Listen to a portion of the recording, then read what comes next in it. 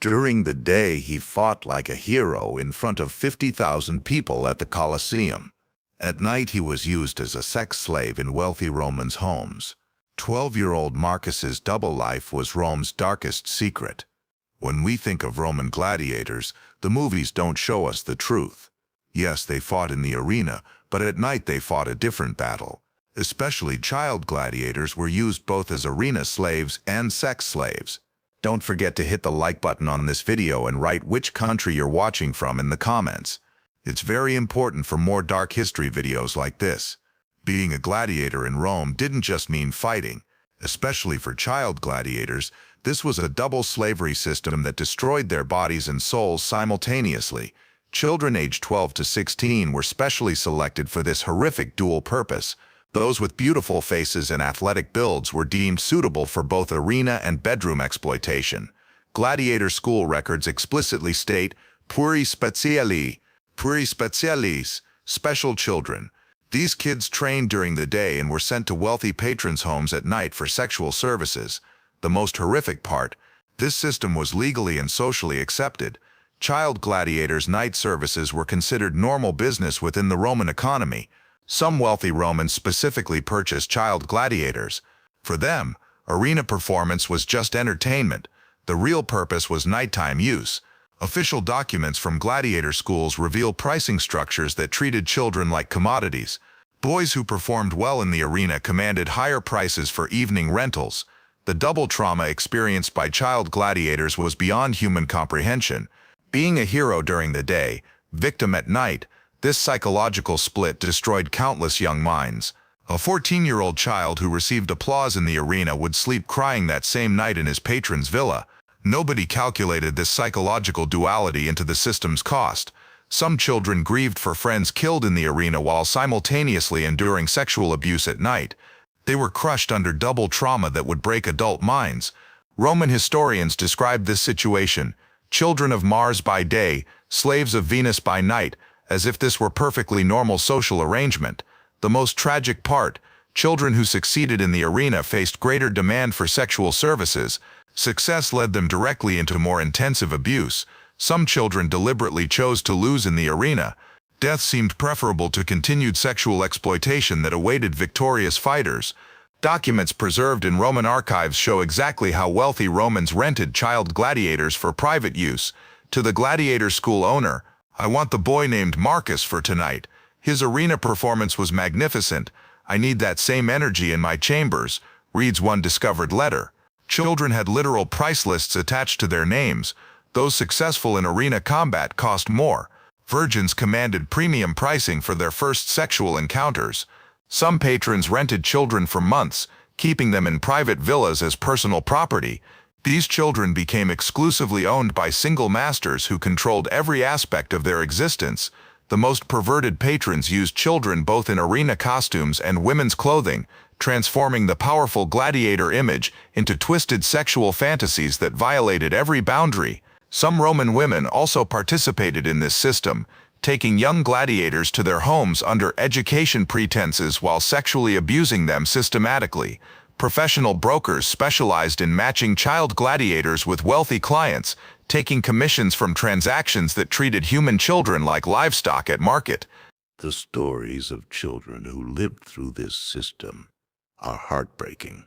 Most died or went insane before reaching age 20, under the crushing weight of systematic abuse.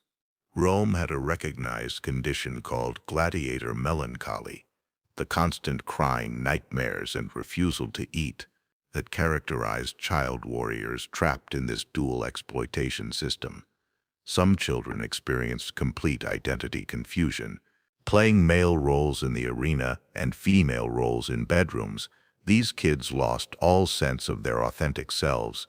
The most horrific cases involved children who believed they loved their abusers. Stockholm Syndrome caused them to interpret systematic rape as affection from powerful patrons.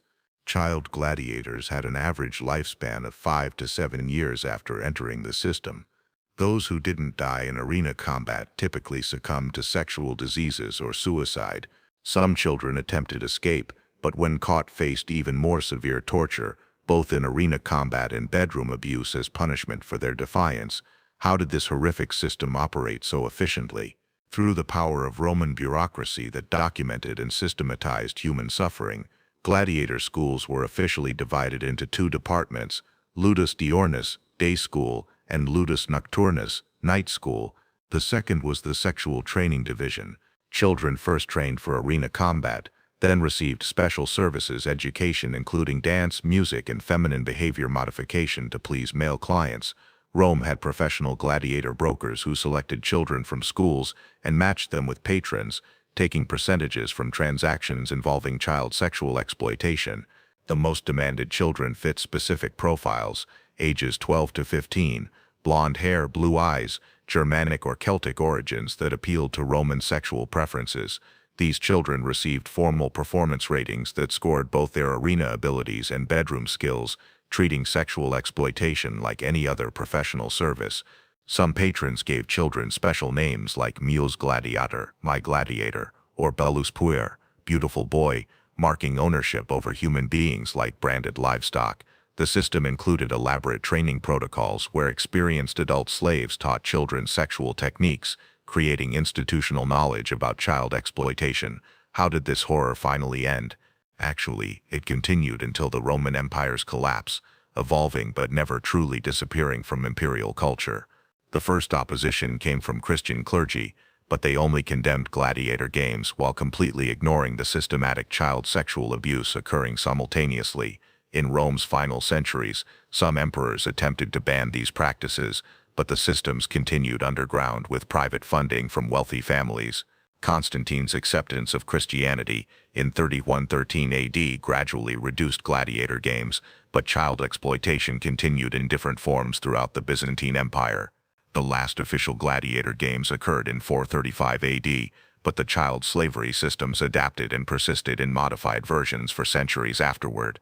Archaeological evidence from villa excavations reveals private arenas where wealthy Romans continued hosting gladiator events with child participants long after official bans. The Roman gladiator system reveals the connection between power and child exploitation that has persisted throughout human history in various institutional forms. This system didn't remain confined to ancient times. Throughout history, powerful individuals have used children as both entertainment and sexual objects in systematically organized ways. We tell these stories not to shock, but to understand how such systems become normalized and accepted by entire civilizations that should know better. Even today, child exploitation and forced labor exist worldwide. We must learn from historical mistakes to protect modern children from similar systematic abuse. If you like this video, don't forget to like, write which country you're watching from in the comments, and subscribe for more dark history videos. The stories of thousands of children like Marcus have been forgotten by history, but remembering their suffering is necessary to protect today's children from similar fates. Understanding how past societies normalized child exploitation helps us recognize and prevent similar systems from developing in our modern world.